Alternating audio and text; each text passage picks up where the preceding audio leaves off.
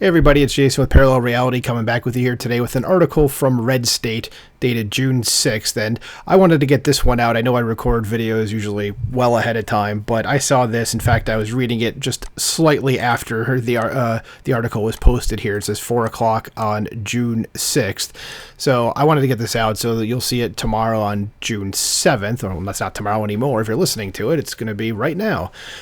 So the article says Representative Issa, and that's Daryl Issa of California, says State Department Dissent cable shows Biden was warned about Afghanistan pullout disaster, allowed it to happen anyway. Think about that for a minute. We had 3 good soldiers that were murdered by the Taliban. Our president knew about it and didn't care. So let's go ahead and see what the article here actually says.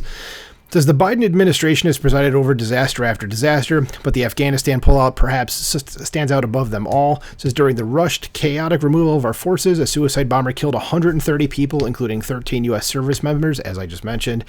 Afterward, billions of dollars of military equipment were left behind, and the ruthless Taliban quickly took power. That they did. As we have reported, House Republicans have been fighting to view a State Department Dissent cable, and after resistance from Secretary of State Antony Blinken broken by the threat of charging him with contempt, they're finally getting to read it. Says Representative Daryl Issa, Republican of California, was the first to get access, and he says what he read is stunning. And what he says is, and I'm just trying to really quick see if the embedded tweet here is the same as what's in this, and it's not. So we'll start at the top up here. It says, what we saw was their prediction with great accuracy of exactly what was going to happen and what the outcome would be if they did not change their directions. We saw a response from the office of the State Department saying, we hear you, and we agree, basically, we don't take it lightly. And then, obviously, we know what they did and didn't do, which was totally insufficient for the warning that was given.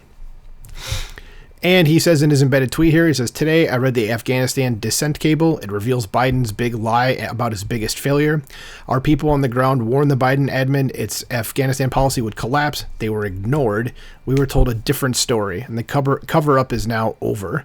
It says 23 staffers and diplomats signed this dissent cable, but President Biden and his administration downplayed the danger leading up to the fiasco and then afterward ludicrously tried to blame it on everything from former President Donald Trump to the Afghan military. Yeah, they blame everything on Trump. It has, most of the things that they're doing have literally nothing whatsoever to do with Trump, and they're just like, oh no, it's his fault, because they know the press is just going to be like, oh yeah, we don't like him anyway, so let's just blame everything on him. Let's not actually, do our freaking jobs.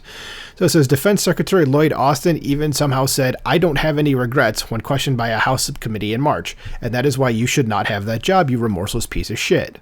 It says Issa charges the administration allowed the tragedy to occur, and the author is saying that the bold is from him. The author, that is, says they redacted the specific names, but we now know that many of them were senior executive surrogates, meaning people that are paid at the highest level in the State Department. They knew and understood that there was no way that the Afghan military was going to defend successfully.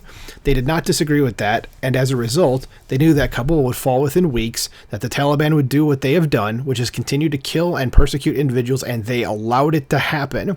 Every prediction came through, including the quick collapse of the Afghan army. Issa's communications director, Jonathan Wilcox, was equally outraged. He said, this obliterates the administration's big lie on Afghanistan, that this could not have been foretold, nobody could have seen this coming, nothing could have been done to prevent it.